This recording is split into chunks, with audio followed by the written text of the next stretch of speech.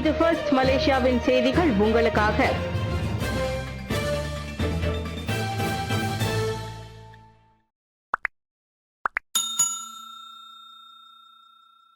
அரசாங்கத்தை கவிழ்க்க முயற்சி திட்டமிடப்பட்ட இயக்கம் செயல்படுவது விசாரணையில் அம்பலம்.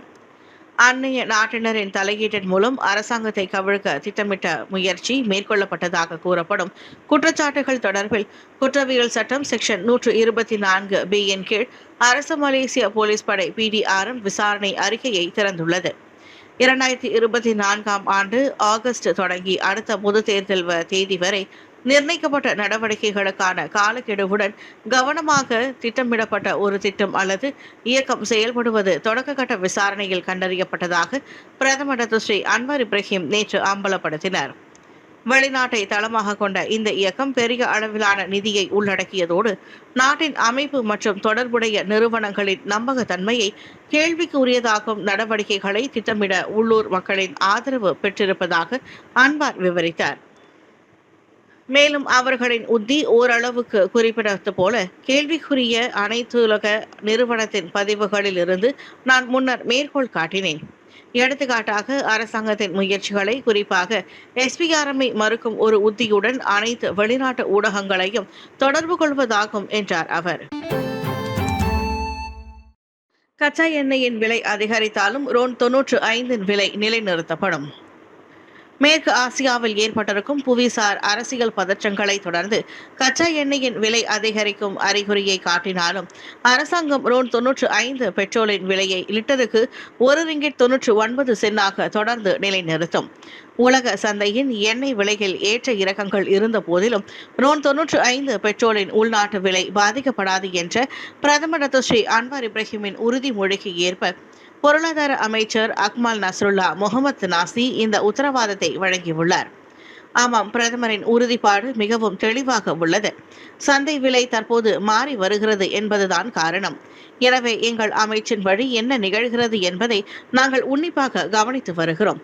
ஆனால் நமது கொள்கை அடிப்படையில் எந்தவொரு கொள்கை அடிப்படையிலும் கடுமையான மாற்றங்களை அரசாங்கம் செய்ய எந்த அறிகுறியும் அது கொடுக்கவில்லை. நமது அண்டை நாட்டிற்கு என்ன நிகழ்கிறது என்பது உட்பட எங்களை பொறுத்தவரை தற்போது உள்ளதை நாங்கள் பராமரிக்கிறோம் என்றார் அவர். அசாம்பாகி விவகாரத்தில் மடானி அரசாங்கம் ஒருபோதும் அவரை தற்காக்கவில்லை. மலேசிய ஊழல் தடுப்பு ஆணையம் SPRM தலைமை ஆணையர் தான் ஸ்ரீ அசாம்பாகி தொடர்பான பங்குரிமை மற்றும் SPRM விவகாரங்கள் குறித்து எதிர்க்கட்சியினர் எழுப்பியது தொடர்பில் மடானி அரசாங்கம் ஒருபோதும் அவரை தற்காக்கவில்லை என்று பிரதமர் ஸ்ரீ அன்வர் இப்ராஹிம் உறுதியாக கூறினார். விசாரணைகளின் வெளிப்படைத்தன்மை குறித்த தமது நிலைப்பாடு ஒருபோதும் மாறியதில்லை. மாறாக ஒவ்வொரு நடவடிக்கையும் நிர்ணயிக்கப்பட்ட சட்ட வழிமுறைகள் மற்றும் நிர்வாக விதிமுறைகளின்படி எடுக்கப்பட வேண்டும் என்றும் அவர் தெரிவித்துள்ளார். பாரபட்சம் காட்ட வேண்டாம். அன்வார் எப்போதாவது அது குறித்து பேசினாரா என்பதை அறிய உண்மைகளை ஆராயட்டும். அது செயல்முறைக்கு உட்பட்டு என்றார் அவர். எதிர்க்கட்சியில் இருந்தபோது தமது நிலைப்பாட்டில் இருந்த வேறுபாடு குறித்து மாற்றாங் நாடாளுமன்ற உறுப்பினர் வான் அகமது ஃபைசல் வான் அகமது கமால் எழுப்பிய கேள்விக்கு ஸ்ரீ அன்வர் இப்ராஹிம் அவ்வாறு பதிலளித்தார். ஈரான் மீது தாக்குதல், மருத்துவமனைகளில் கடுமையான சேதம். ஞாயிற்றுக்கிழமை இரவு அமெரிக்கா மற்றும் இஸ்ரேல் மேற்கொண்ட தாக்குதல்களால் தெஹ்ரானில் உள்ள காந்தி மருத்துவமனை உட்பட ஈரானில் குறைந்தது 7 மருத்துவமனைகள் மற்றும் அவசர சிகிச்சை நிலையங்கள் தாக்கப்பட்டன. இதனால் கடுமையான சேதம் மற்றும் உயிரிழப்புகள் ஏற்பட்டிருப்பதாக ஈரான் தெரிவித்திருக்கிறது. காந்தி மருத்துவமனையின் கட்டிடம் கடுமையாக சேதமடைந்ததை காட்டும் காணொலி வெளியிடப்பட்டுள்ளது. கடுமையான தாக்குதலால் அம்மருத்துவமனையில் வெளிப்புற சுவர்களில் பெரும்பாலானவை இடிந்து விழுந்தன. கட்டிடத்தின் இடிபாடுகளில் சிதறி கிடக்கின்றன. அமெரிக்கா மற்றும் இஸ்ரேல் தாக்குதலால் ஈரான் முழுவதும் குறைந்தது 9 மருத்துவமனைகள் கடுமையான சேதமுற்றிருப்பதாக அரசு ஊடகம் அறிவித்துள்ளது.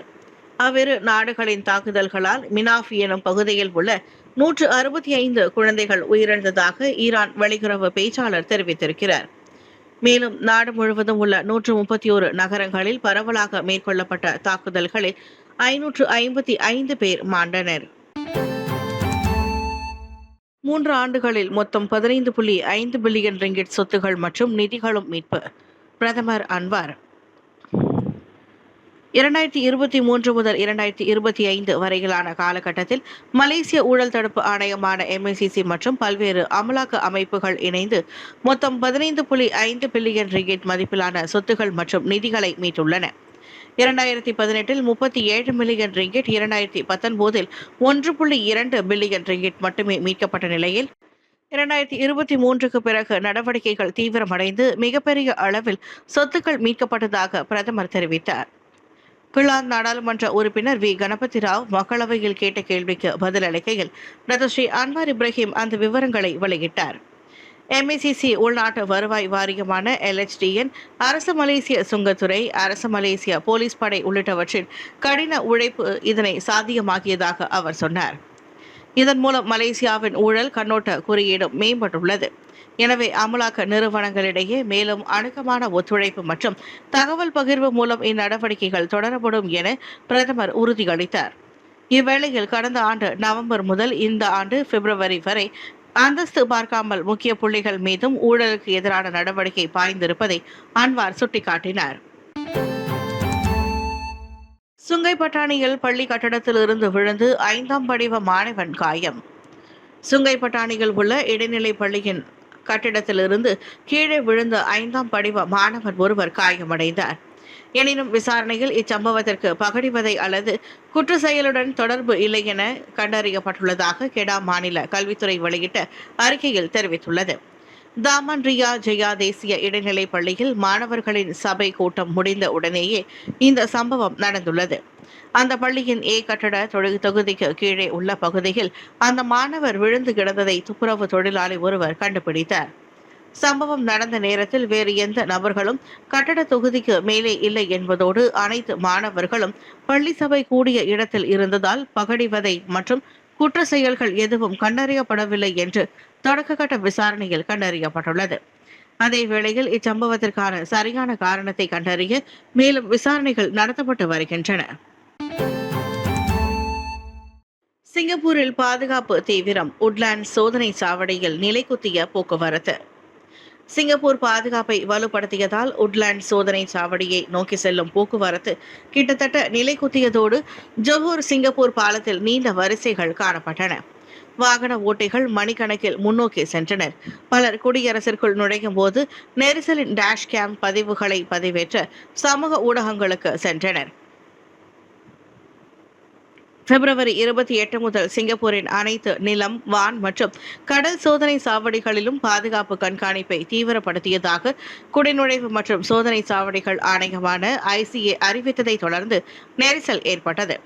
உலகளாவிய பாதுகாப்பு சூழல் மற்றும் மத்திய கிழக்கில் ஏற்பட்டுள்ள அண்மைய நெருக்கடி காரணமாக சிங்கப்பூர் பாதுகாப்பை வலுப்படுத்தியுள்ளது என்று ICA ஒரு அறிக்கையில் தெரிவித்துள்ளது. சமூக ஊடக தளங்கள் சிக்கி தவிக்கும் பயணிகளின் பதிவுகளால் நிரம்பி வழிகின்றன. வாகனங்கள் உட்லாண்ட் சோதனை சாவடியை நோக்கி செல்வதை காண முடிந்தது. சில ஓட்டுநர்கள் சுங்கச்சாவடியை கடந்து செல்வதற்கு 3 மணி நேரத்திற்கும் மேலாக காத்திருந்ததாக தெரிவித்தனர்.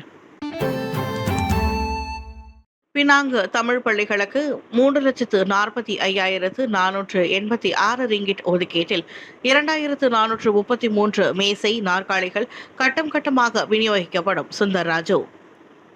பினாங்கு முழுவதும் உள்ள தமிழ் பள்ளிகளுக்கு 3,45,486 ரிங்கிட் ஒதுக்கீட்டில் 2,433 நாற்காலிகள் மற்றும் மேசைகள் கட்டம் கட்டமாக விநியோகிக்கப்படும்.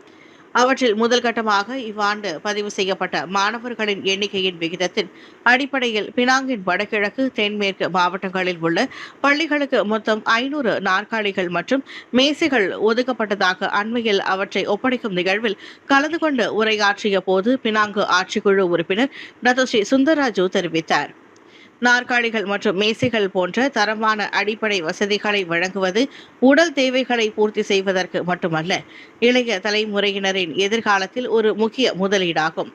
வசதியான மற்றும் பாதுகாப்பான வசதிகள் மாணவர் கவனத்தை அதிகரிக்கவும், வகுப்பறை சூழலை மேம்படுத்தவும், ஒட்டுமொத்த கற்றல் மற்றும் கற்பித்தல் செயல்முறையின் செயல்திறனை ஆதரிக்கவும் உதவும் என பினாங்கு மாநில தமிழ் பள்ளிகளின் சிறப்பு குழுவின் தலைவருமான அவர் சுட்டிக்காட்டினார்.